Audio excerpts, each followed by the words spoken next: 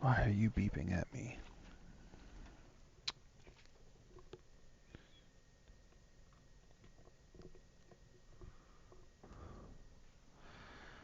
Alright, hopefully that fixes that.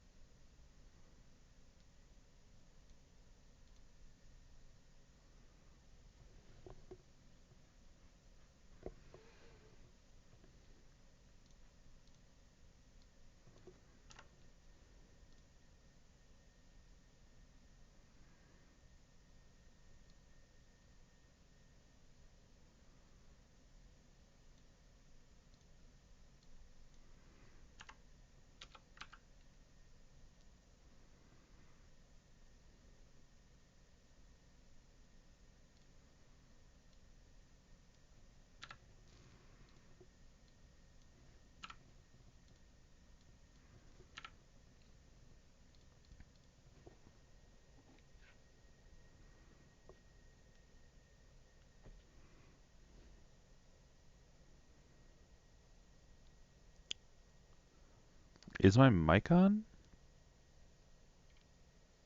It is. Okay.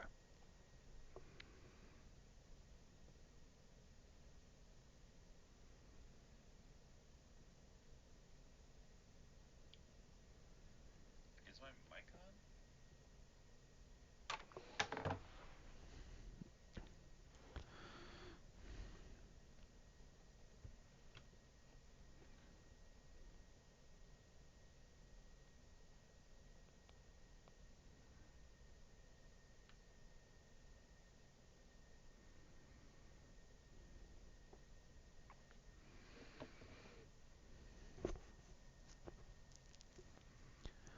Alright.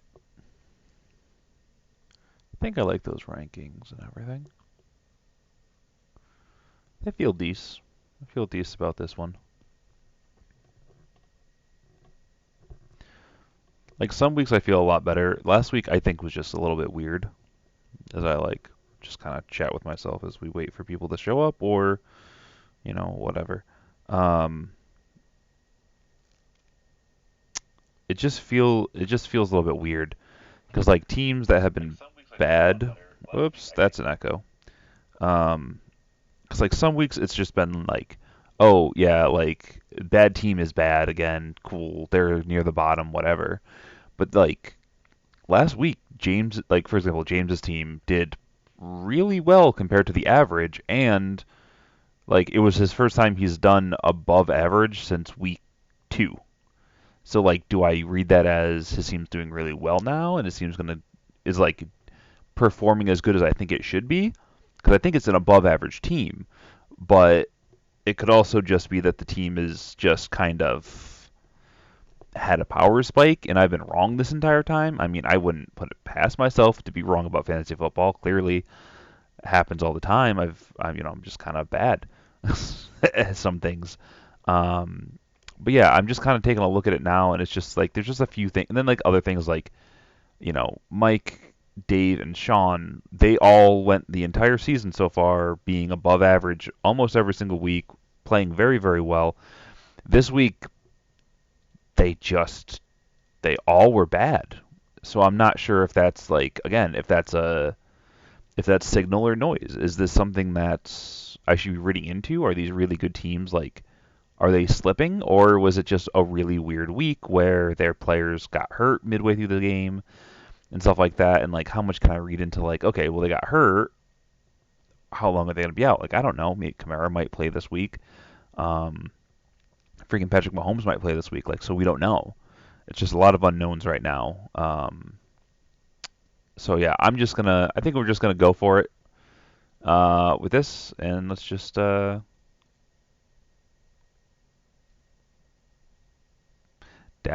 not right. That's not right. All right, this time, yeah, that time I got it. Um, all right, so I'm just gonna be right back. I'm just gonna grab myself some water so I'm not choking to death while I'm trying to do this like I have been the last couple weeks, and then we can get going.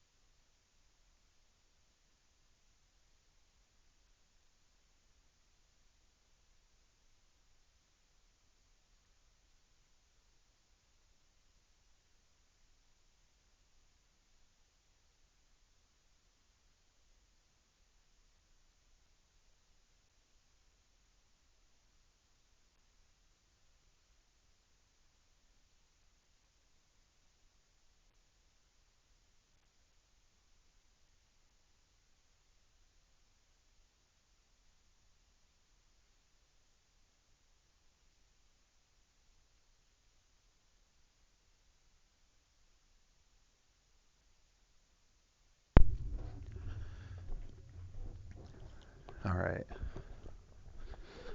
cool. So no one here, but that's fine. I'll just talk to myself. I don't mind talking to myself. I do it all the time. Um, all right, so let's get going.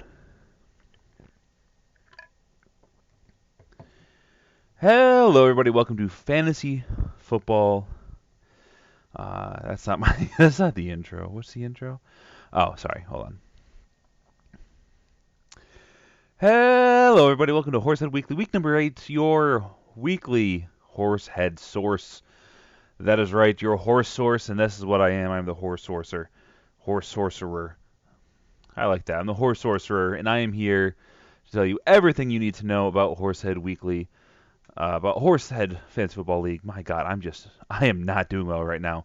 But anyways, here we are. Got to go fast as always, and also as always, let's just jump into what happened last week. So last week was fairly standard. The team with the better record going in had the better record coming out. There are a couple of teams that were tied, so that doesn't matter. But there was one upset, and that was Tyler taking out Sean, handing him his second ever loss in the Horsehead Fantasy Football League, which was kind of rough for him. He had a really bad week. Not scoring 100 points in this league is definitely no bueno, and that is what ended up happening to Sean.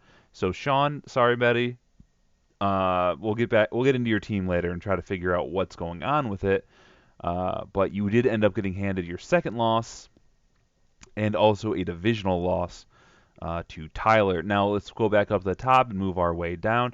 I ended up taking on Malcolm this week, and I ended up taking him out fairly handily. I had a good week. He had a bad week.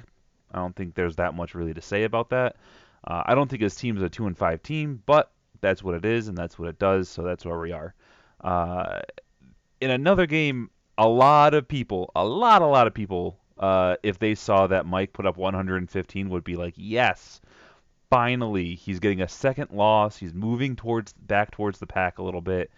This is great, but instead, Nick said, no, no, no, no, no.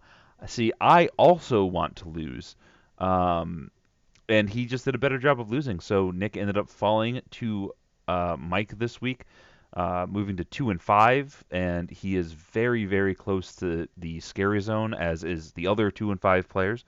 where you're going to start looking at like, well, maybe I'm a fight for 50 team. Maybe I'm not going to be pushing for the playoffs this year.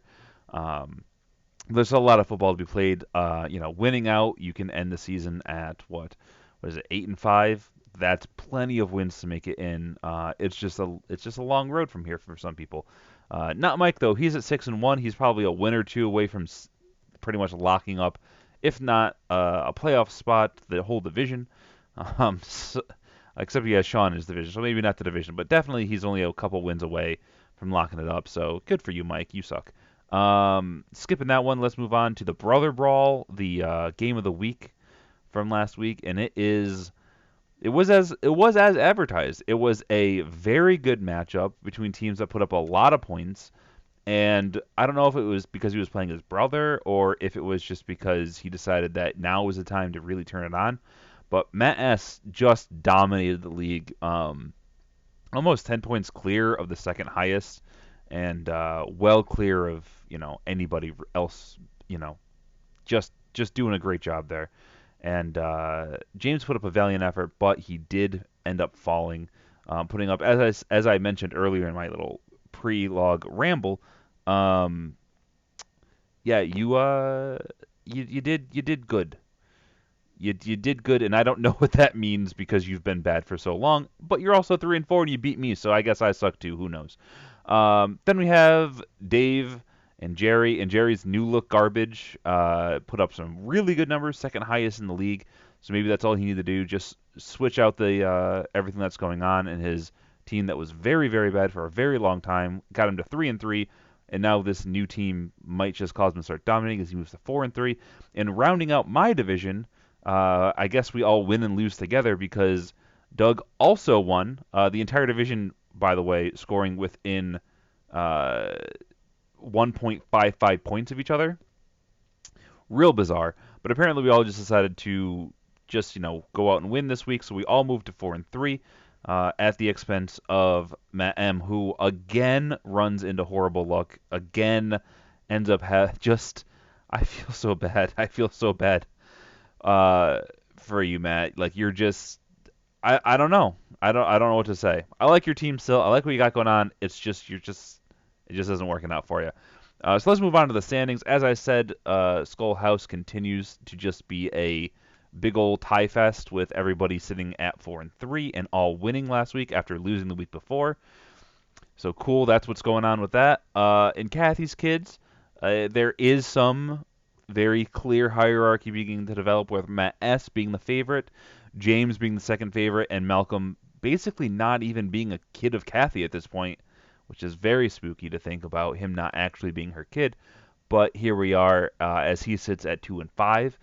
The Insiders definitely looking like a weaker division right now.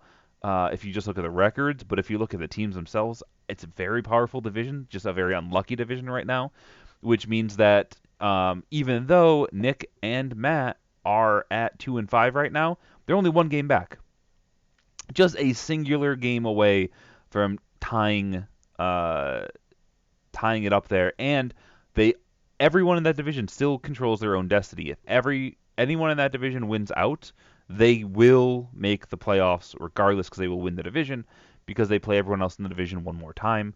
So yeah, that's just the way it is there. And then finally in the outsiders, with Tyler beating Sean last week, their division head to head moves to parity with everybody at 1-1. And but Mike continues to be number one with 6 wins, and Sean at 5, and Tyler on the comeback trail still. He started out 0-3. He has since gone 3-1. So I think he definitely is making a case for a huge comeback here, as everyone predicted, because he did kind of get stomped by teams that just went off ridiculously early on. So I think that's going to be a really neat race to see how that ends up working out. If Mike ends up really falling off like he looked like he was before. So let's move on to the Eliminator, and we do have somebody who was eliminated this week. Malcolm could not pull it off on Monday Night Football. He had someone playing, he had a chance, but he ended up falling 15 points short of Mike, who surprisingly went from being the number one in the league for the last 3 weeks to instead being the bubble guy who was on the right side of the bubble, so he ends up taking it out this week without a strike. But Dave M and Sean both got their first strikes of the season, and sadly, as I said, Malcolm also got a strike, so he is eliminated, which means that we now have 3 people on the bubble still: Matt S, Doug, and Tyler. Any of them get eliminated this week, we will move down to 2, and if all 3 get eliminated, we will move down to 1 strike for the remainder of the season. But hey, we'll see how that ends up working out, as Mike, Dave M, and Sean are both safe at this point, but they still have to be sweating, as half of the players this week will be receiving a strike. So let's move on to Rotoworld. Let's see how that's heading. It looks like Dave M continues to wear the crown. Actually, no, I think he took the crown from Tyler, because Tyler had a very unlucky week this week. What ended up happening to you, Tyler? I thought you were doing pretty decent this week. Doop-a-doop-a-doo. I just want to look that up because I want to make sure I didn't put that down wrong, because I don't think you had that bad of a week last week. Oh, it was because Matt Ryan got hurt. Okay. Yeah, I thought that was really weird because I knew you had Matt Ryan. He was being really good. Yeah, Matt Ryan happened. Sorry about that. Yeah, but you're still only 10 points back, and Sean is only 5 points ahead of you. So, all 3 of you guys are still really in the thick of it, with a lot of people behind you just kind of in a big old slobby blob, including myself. So I think it's definitely you 3 right now are at the top, as you can clearly see. Moving on over to running back, we have Mike continuing to be at number 1 for the running back, but he has some challengers now. Because James made up a ton of room last week because of some stellar efforts from Dalvin Cook and Aaron Jones. And I, off the back of Ezekiel Elliott, who I have since traded away because I don't like nice things, I ended up moving up a decent amount as well. And off the back of Dave M and Matt M just having absolutely horrid weeks. But hey, that's fantasy football. Hopefully everyone can pull themselves together for that one. Over in wide receiver, Mike continues to have the lead here as well, but Nick is closing in as he is, down to less than 6 points away, and Jerry is also up there, because he has Julio and everybody. Used to have Julio rather, and yeah, so it's looking really good for those top 3. And then you have James and myself. We're just kind of, slapping each other around down at 4th and 5th. But hey, we like slapping each other around, so we're going to have fun there. Hopefully we can join you guys at the top soon, but, we're just going to hang out for now. At tight end, Matt S continues to be hooping it up, and that's just going absolutely fantastic for him. He's doing so well, in fact, that he's already lapped me and Jerry, and Mike is very close to being lapped.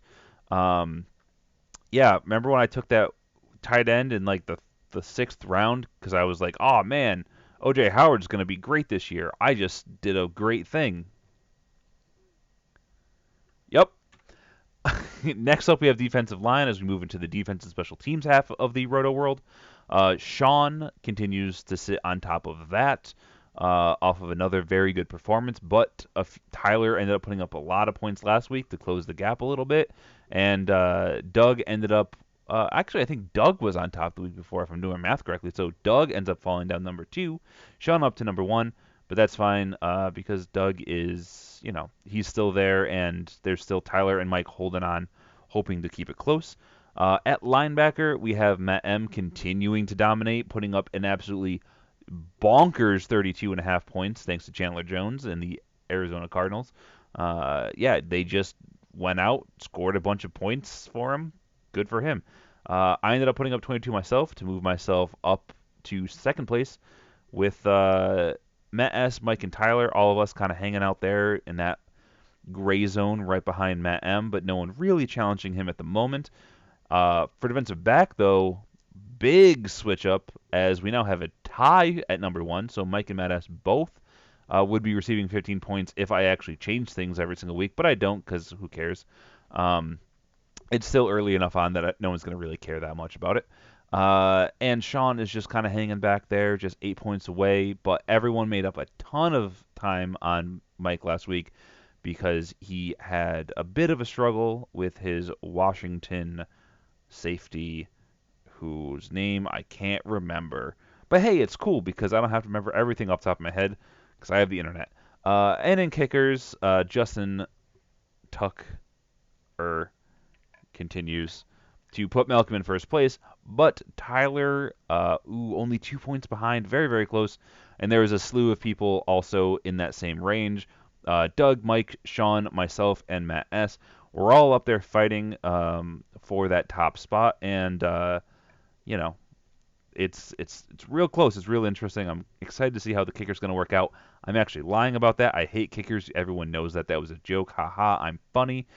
And here in RotoWorld, I added a new little feature, the move, which shows how people have moved over the last week. And remember, there are some people who have like ties and stuff like that. So, if, I'm not really doing anything with those at this moment in time. But it is interesting to see that Tyler fell down a few spots with Matt S. and Malcolm taking advantage of that.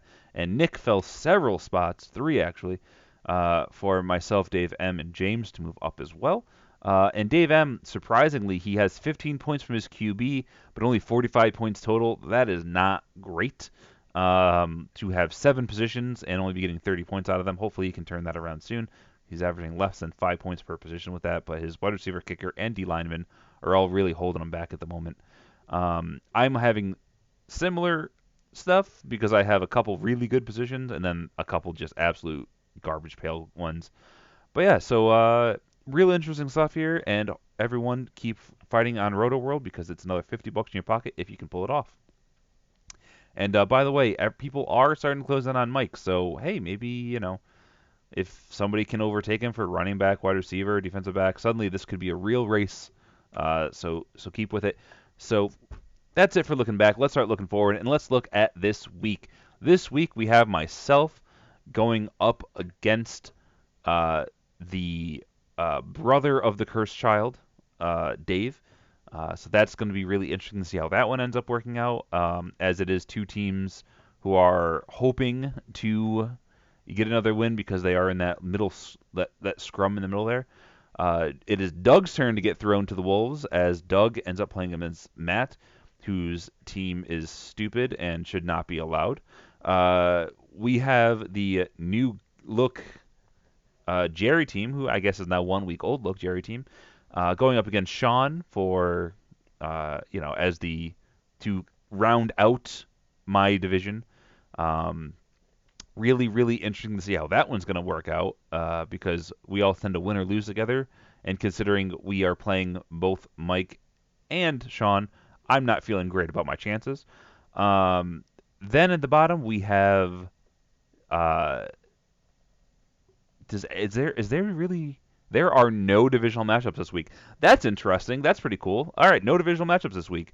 But we do have is we have James up against Tyler. I think that's going to be a really close game and a game that is pretty important as both teams only have 3 wins at this point.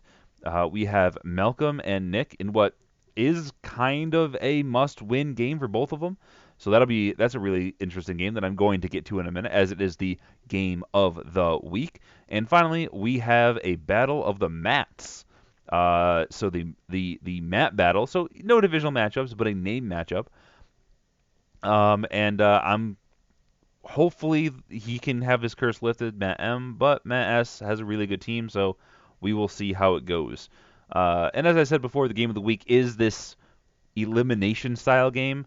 And just off the top, to give you guys my feelings, I think this is Malcolm's game to lose. He has, I think, a lot of better players. Just like right off the top, he has Tom Brady on his team, and yeah, he hasn't been great this year. Because he's had some great games, but other games he's just not throwing as much because the team's just been playing so well against these really bad teams. And when you play well against bad teams, you don't need Tom Brady throwing the ball around. You can hand the ball off, and you don't have to risk him taking a sack and having some kind of injury or something. So that's been great for them. And he's up against Ryan Tannehill on the other side, so that ain't great. But just continuing top to bottom, I mean, The wide receivers, I do have to give the edge to Nick on that one. Brandon Cooks up against a terrible secondary, and Tyreek Hill up against a mess secondary. Much better than McLaurin up against a horrible a fantastic secondary rather, and Allen Robinson, who I have to admit probably is, he's at least a wide receiver two, if not a borderline wide receiver one, wide receiver two at this point. And I really feel bad about saying that because I talked him down so much earlier in the season. But yeah, I think I finally have to give in on that one. At the running back position, though, I think Malcolm easily takes this one, with Jacobs and Henry both being workhorses for their teams, playing up against meh defenses, whereas Chubb and Breida both playing against decent defenses to great defenses. And yeah, so that's kind of rough there. Same thing with tight end. Lovin, Everett versus Rudolph there. At flex, that's kind of a wash for me.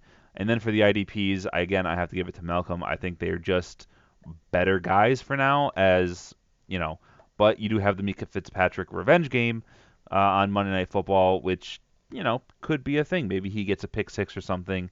It'll be interesting to see though.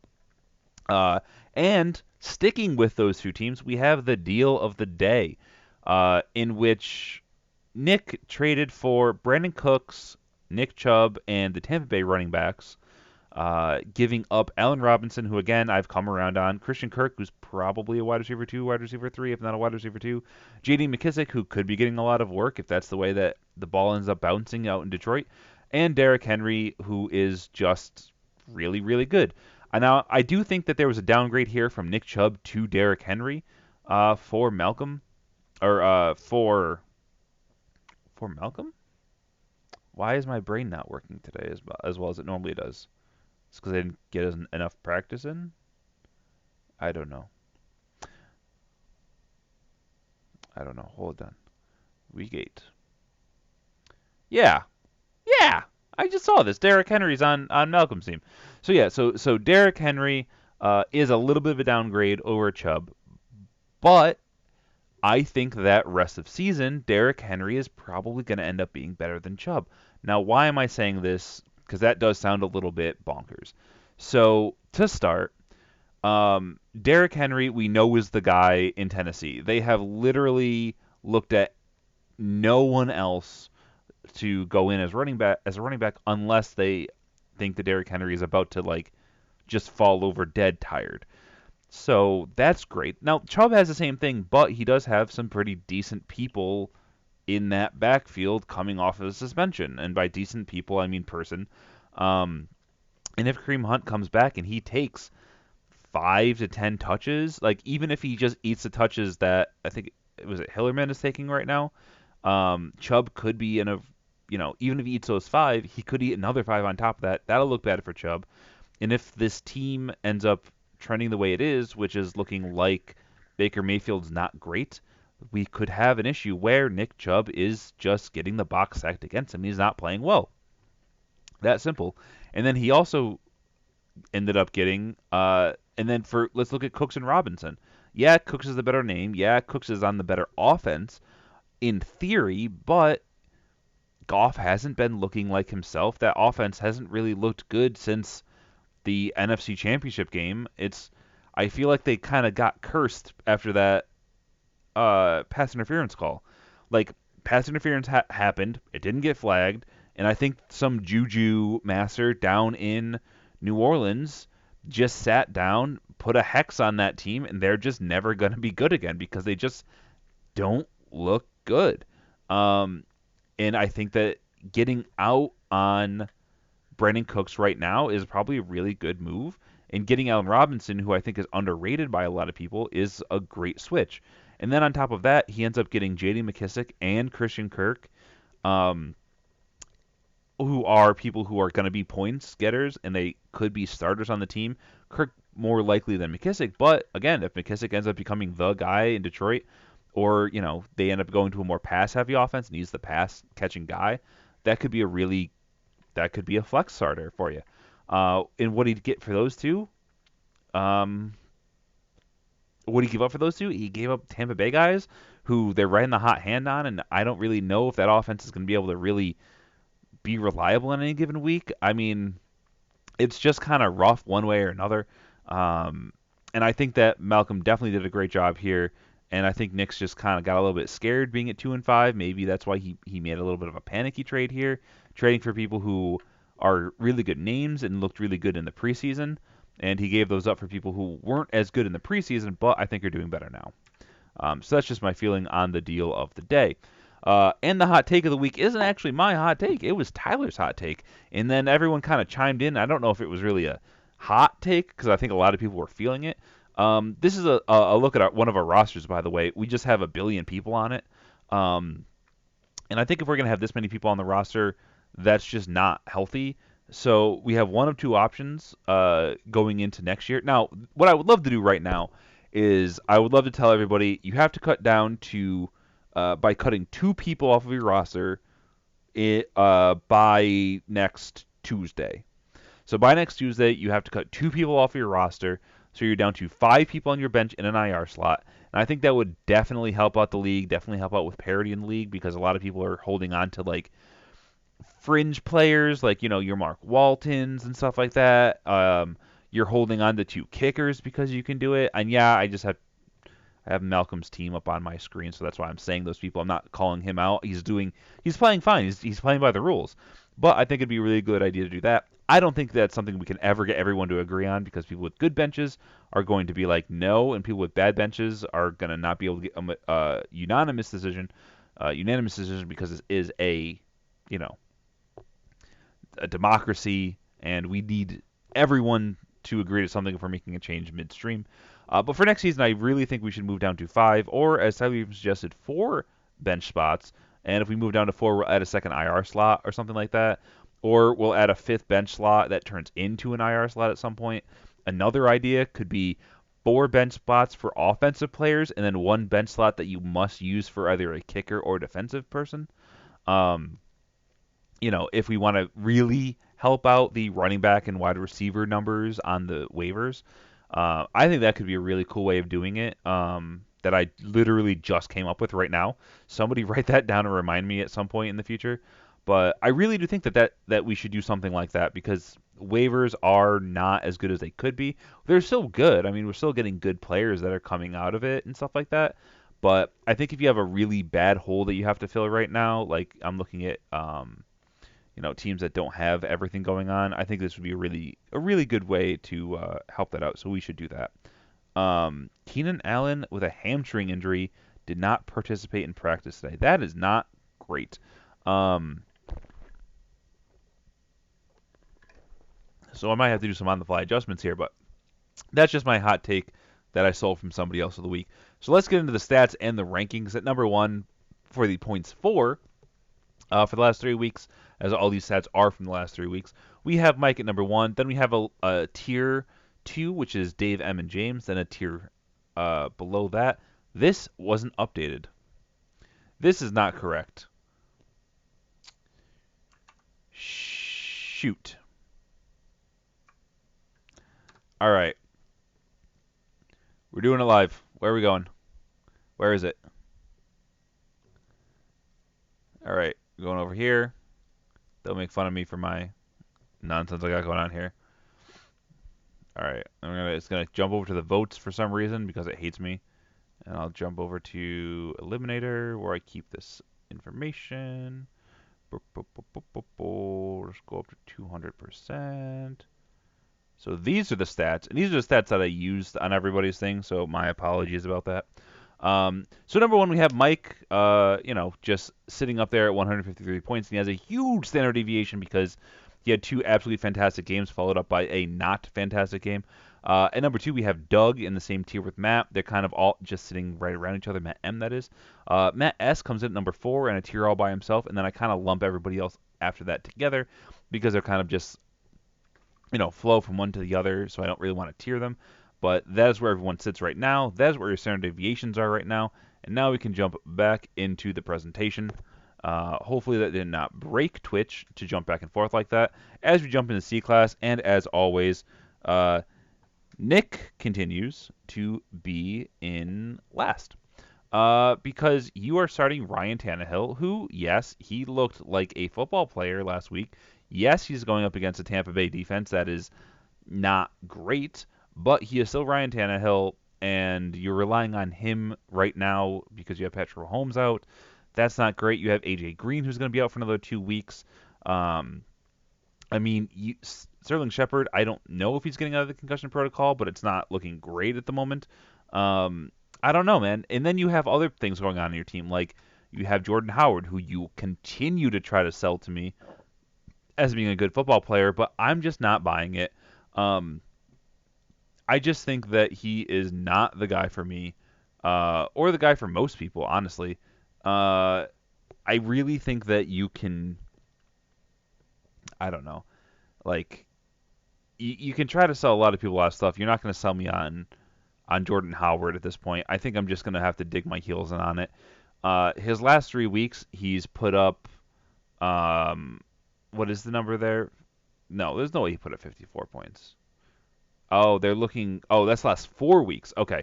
So if you ignore his Green Bay game, he has one game with over 10 points. That was 12. In his last 2 games, he put up 4.9 and 6.6. Those aren't great numbers. He's not getting a ton of touches. He's only barely getting the double digits every single week. And look at the schedule for him. He has Buffalo, Chicago, by New England, Seattle. Wow, that is not great. That is not a great position to be in. I am completely off Jordan Howard. Now, if he continues to be the guy, and for some reason they just decide not to go with Miles Sanders, yeah, he has a great playoff schedule. He has, Miami, the Giants, and Washington in week 13, 14, and 15. Those are great teams to have a running back for, but I think you have to get there first, and that's not somebody I'm willing to buy into at this point. So, Nick, that is one of the those are the two big reasons why I don't like your team, and also things like I said before, like, um, I mean, I think Tyreek Hill, Patrick Mahomes, AJ Green, yeah, those are all gonna be good people later, but you're still gonna have Nick Chubb, who again I don't really like moving forward. You have Matt Breida, who again I don't really like moving forward, because he's been seeing less and less touches overall. And yeah, he's already had his bye. Yeah, he doesn't have like he has a mediocre schedule, not good, not great. But yeah, I don't know. I'm just not a big fan of your team. I'm not a big fan of what you got going on right now. And maybe in the future you can move out of the basement, but you got to prove it to me first. And I'm just not buying it right now. At number 11, we have James. James, again, to be fair, I love your team. I think you have a lot of really good, really talented players. Um, I mean, your quarterback situation's a little bit rough because again, I don't really like Jared Goff and Carson Wentz. I just said the schedule uh, for Jordan Howard, and it's the same schedule. It's just a brutal schedule for the next few weeks. And if you make it to the playoffs, you can make it to week 13 and still have a shot. I think Carson Wentz is going to light it up at the end of the season. The issue is right now, your team's just not performing. Like T.Y. Hilton, 4 weeks of like 5 points per game. That's really not great. Yeah, I think he had a buy in there, so it's skewing a little bit like that. So it's probably closer to 7, but it's just not been great for him. Tyler Lockett, yeah, he's getting 10 points per game, but he should be doing better. Like he is a better player than that.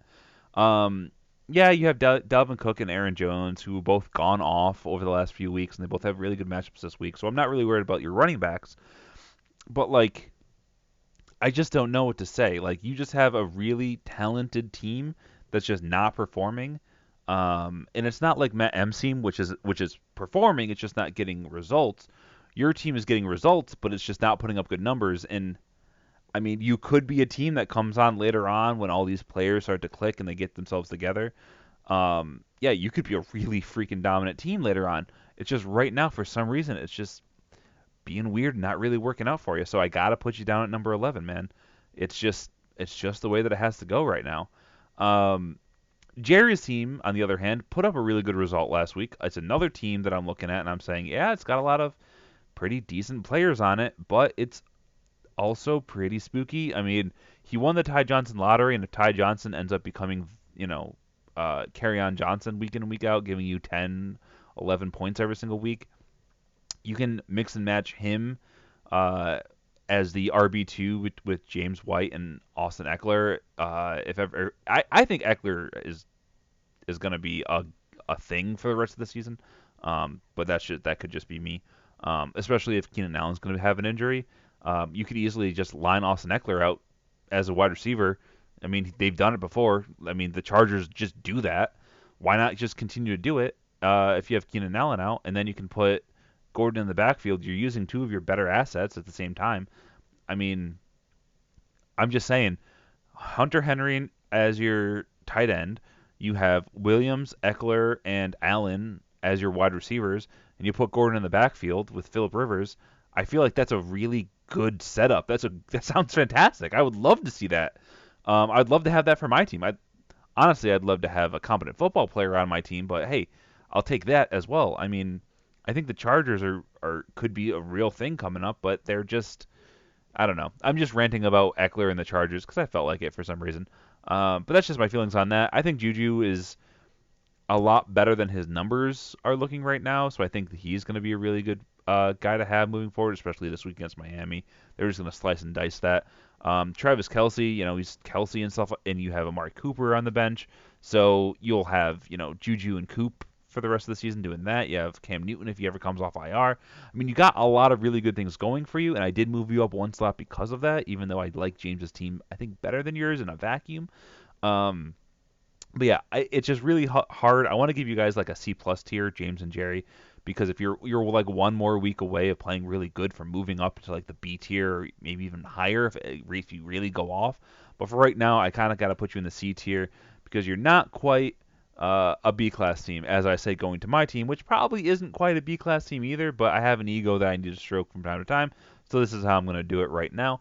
Um, yeah, I think I have a pretty decent team set up right now. I mean, Sam Darnold's schedule gets super easy coming up soon. But right now he looks like absolute garbage, and so you can't trust him. You can't really trust Herndon because he's not doing anything. Robbie Anderson might get traded, so that's a whole thing that I have to worry about now. He already had a bye week. I was hoping I could avoid another bye week for that. But yeah, so that's all going on there. But I do have some people who I really like on my team. I have Le'Veon Bell, who, like I said, the Jets have a great schedule moving forward. Devontae Adams, when he gets healthy, I think he's going to go back to being one of those top five wide receivers, rather. Stephon Diggs, he has a great matchup this week, and yeah, his schedule gets a little bit tougher moving forward, but I still think that he's going to be a really good player. And OBJ to round out my wide receivers, if he can come on after the bye, if he can come out this week, he can show that he's actually, you know, I'm not talking a lot, maybe just like 7 for 80 and maybe a touchdown. If I can get that out of him this week, I'm going to be really confident for the rest of the season for that offense. But if they go out on Sunday afternoon and they look like absolute trash, then yeah, I'm going to be real upset about that. But I mean, I like a lot of the players on my team. Of course, I like them if they're on my team. But I have to be honest, I'm not putting up great points. Last week might have been an anomaly. I did trade away the number one one of those top four running backs in Zeke, and I also give D.D. Westbrook, who's probably a pretty good wide receiver. And I only got back John Brown and Le'Veon Bell, which not great. Probably shouldn't have done that. I don't think that was a great trade for me. I probably should have tried to get more value out of Matt. I don't know if I could have, but I think if that was where he was digging his feet in on making that deal, I probably should have walked away. But I just love Le'Veon Bell's rest of season, and I love that he already had his bye, and now I don't have to worry about that because that's how that works. So yeah, I like my team. I don't love it. It's at number 9. I think that's probably fair. Moving on. To Sean's team. Um, so so Sean's team suddenly has a big red flag in it with Keenan Allen, which is another red flag because it has a couple others as well. It has issues um, all over the roster. I mean, Emmanuel Sanders going to San Francisco is good. I think it increases value, but at the same time, I'm always worried about wide receivers showing up and having to learn a new system. They have to get on, the same timing with the quarterback because Garoppolo never thrown to Sanders as far as I can remember. So when he drops back, he has to, he's trying to throw a timing route or something like that. I think that's going to be really difficult. And with the routes that Sanders run, I don't know if that's something that they can really click on right away. Now, they could. I'm not, it could happen. But for right now, I'm a little bit worried about that. And when you throw on the fact that Keenan Allen suddenly has a hamstring injury, keeping him out of practice, um, you really are just kind of leaning on Calvin Ridley, who, again, his value goes up because Sanu's not there anymore. But at the same time, now maybe they don't have to, only have 3 people they have to worry about instead of 4, because instead of having to worry about Sanu as much, now they can focus a little bit more on Ridley, a little bit more on Hooper, and a little bit more on Julio. So, blessing and curse, I think more blessing than curse for Ridley. Um, but, and then you have the issue of Marlon Mack putting up mediocre numbers for the last 3 games. Like, I don't know. I mean, and then Evan Ingram coming back off the injury, slowly ramping himself back up, but he still hasn't been great. I mean, the targets have been there. Jesus, he's got 23 targets over the last 4 weeks, and he didn't even play all 4 weeks. But 23 targets and only getting 11 receptions is, I feel like maybe that's a Daniel Jones issue, and if that's a Daniel Jones issue, then that's not something he can fix just by being better. Um, so yeah, I think it's a bit of a rough team, but again, it's really far down on the uh, uh, uh, uh, on the stats, so it's not great. But I like Sean's. I still like what Sean's got going on. I think Marlon Mack can rebound. Evan Ingram can rebound. If Sanders and Ridley really improve because of the trades that happen, that's great. He's got Michael Gallup on the bench, who can always jump in because I think he's definitely an asset that's worth it. Kenyon Drake, who knows? He could end up getting traded to Detroit or one of these other teams that are front runners that are really looking to do something, really make a deal. Miami's willing to sell anybody and everybody, so they could sell him off for a 4th round pick, 5th round pick, something like that. You know, and suddenly he's on another team and he's really good. But this isn't stuff that we have right now. Will Fuller, I don't even know if he's going to play again this season. He's just an injury-prone type of guy. So I don't know. I don't like Sean's team that much, but I like the players on it, so I kind of like it. I don't know. It hopefully a team rebounds for him, but we'll see how it ends up going.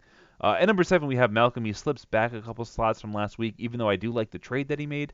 Um, it's more a function of other people moving up than you moving down.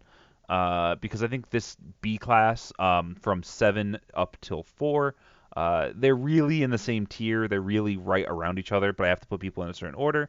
So this week I ended up moving Malcolm down to 7. And again, it's a lot of the same issues I talked about before when I was talking about your team in the Game of the Week column. You just kind of have some issues with like Tom Brady. He's not really putting up these stud numbers that you were expecting him to, and you don't have anybody else on your team to really cover that. So maybe that's not great. Maybe that's something that you should try to resolve. Josh Jacobs is hurt, so maybe that's a problem. But who knows? I really like the guy still. I really like what you got going on for your core there with uh, Allen Robinson, Josh Jacobs, and Derrick Henry. I think those are 3 very, very good players to build the team around. The issue just right now is that you're leading on Christian Kirk, Scary Terry. Now Scary Terry might still continue to be very, very good. The issue is just at the moment I'm a little bit wary because he has Minnesota this week on a short week, after an absolute torrential downpour of a game. So he might have 2 bad games in a row, but I think he can. I think Scary Terry definitely could be a wide receiver 2 rest of the season.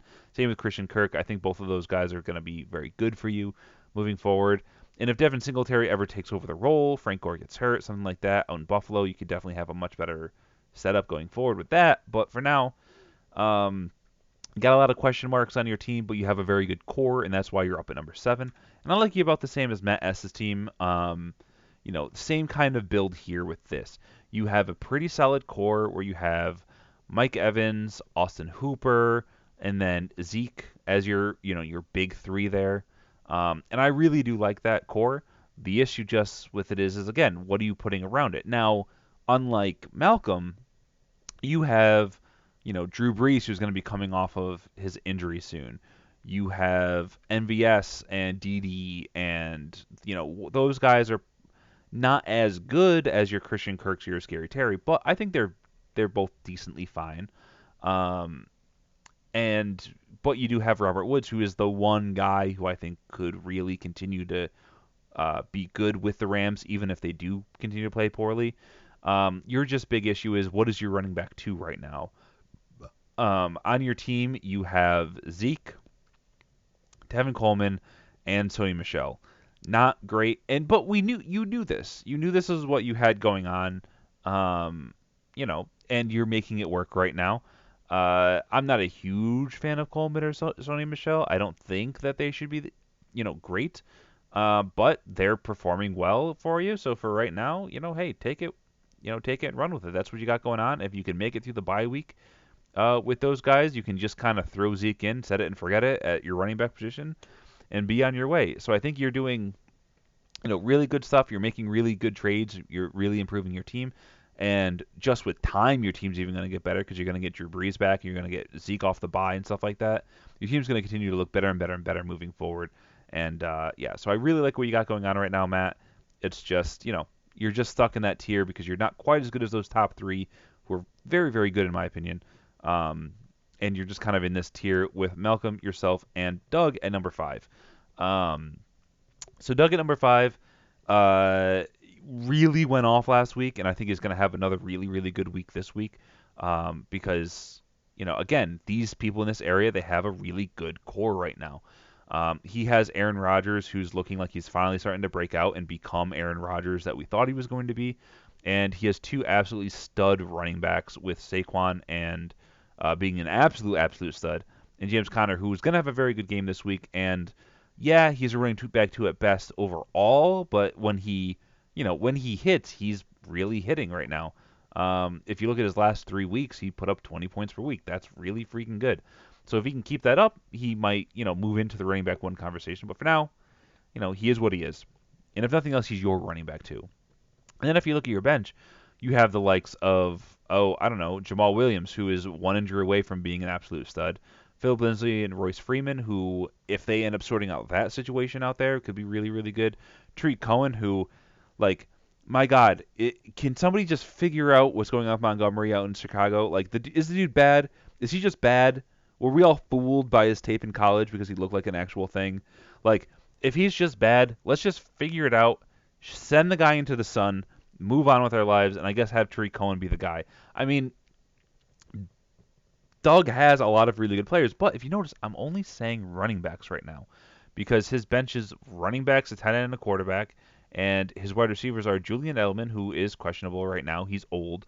He's breaking down. That's just what his body does at this point when you're in your 30s, and I'm about to be 30. Oh my God. So that's just what's happening with him, and that it sucks. I mean, he's still performing. He's still putting up decent numbers for you, but how long is he going to be able to sustain this, especially with a New England team that seems to be doing the thing it does every single year, which is in the beginning of the season, throw the ball with Brady, just blow people out, do great things, and as the season wears on, slowly move away from throwing the ball, slowly give the ball to the running backs more, slowly do better and better at defense. And defense is already great, so if their defense is going to keep improving throughout the season, like, eventually they're just going to have to throw 15, 20 passes a game, and that's not how Julian Edelman makes his money. He makes his money by getting 10 touches a game, 10 targets a game. And if he isn't getting that, then I don't know how great he's going to be. Any other players you have are like your DJ Moore and your Larry Fitzgerald, and while they're both fine players, I don't know if they should be slotting in as your wide receiver 2 or even your wide receiver 1 in the event of Julian Edelman getting hurt long term. So I think your big issue right now is you really need to shore up that wide receiver position. And if you can do it somehow without trading away Saquon, Connor, or Rodgers, I think you'll be in a really good position. So maybe try to find somebody who's willing to buy Lindsey and Freeman, who I think are both really good investments. Or, Tariq Cohen or Jamal Williams as like a handcuff type situation. But again, I like your team. Your team definitely moved up last week after its performance, but for now, I'm a little bit wary still because it was 50 points from Aaron Rodgers. It was a ton of points from Connor, but you do have Barkley coming back, so we'll see how this works moving forward. It's just a little bit spooky. As we move up to the A class, and the A class is this top, uh, there's three people sitting behind Mike. Mike's S class is all by himself. We all know that's how it's going to work. He sucks. We know. But Dave is at number 4, and I moved him up not in the rankings, but into the next tier this week because I'm really liking his team. He has a lot of really good stuff going on. He is one of those people who, unlike the other teams who had a great core, he has just greatness throughout. Like Lamar Jackson's like what, the number 1 quarterback this year right now. Mark Ingram, yeah, he's moved back a little bit. He's had some regression. He's back to a running back 2. But when you have Alvin Kamara as your running back 1, that's fine to have him as running back 2. And if you just want to play the matchups between him and Devontae Freeman, then that's absolutely fantastic. You can 100% do that on any given week into your running back 2 slot. And the other one's probably going to be at least a flex, if not a running back 2 also. And then for your wide receivers, you have Tyler Boyd, who, again, in the event that Green is gone, he's just going to continue to get 10 targets per game. He's going to continue to be able to put up decent numbers for you. And that's going to be, at least 10 plus points per game. And when you have the rest of the team you have around it, that's fine for wide receiver 2. Because I think Cortland Sutton's easily your wide receiver 1 at this point. And Alshon Jeffrey could become a wide receiver 1 for the rest of the season once they get through that horrible schedule that I keep talking about every time I talk about Philly. Yeah, horrible schedule coming up, blah, blah, blah. But again, for the playoff run, you can play Alshon Jeffrey for now as like a flex, and then all of a sudden he shoots up to being super, super valuable. Especially if, anything happens to anyone on the Philly team, besides Wentz. I mean, he could just see more and more targets. I think he's a really fantastic player. And with Sutton, maybe he'll get double teams more. Maybe that's going to be an issue for him. But I think he'll be able to handle it. Dude looks absolutely fantastic. Everyone loved him out of college a couple years ago. I think he's going to be really, really good. Oh, and who's lurking down here on your bench? None other than Kareem Hunt. In the event that something happens with Chubb, let's say that Chubb ends up getting hurt, the season's already done for Cleveland. Maybe they kick the tires with Kareem and they just say, okay, we're going to shut Chubb down for the last 4 weeks of the season because he's got a minor injury. We don't want to risk him because we know what he is. So let's grab Kareem Hunt. We'll throw him out there for the last 4 weeks. We'll see what we got with him, and then try to feel out who we want to go with long term. Because when he comes off that suspension, maybe that's what they do. Maybe they try to split the workload more evenly. Who knows what's going to happen with that? But I really like this team, so I had to move it up one more tier. Also in this tier, we have Tyler. Of course, we're going to have Tyler in this tier. His team is absolutely fantastic. It's another one of those teams that doesn't just have a great core. It is great from basically top to bottom. His one issue right now is at quarterback. If Matt Ryan is out long term, but if he's back this week, which would be very surprising to me.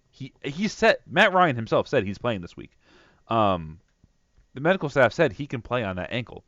The issue is will they play him this week in a game against Seattle when they could wait a week, have their bye week. He gets 3 full weeks to rest up before he has to play another game of football.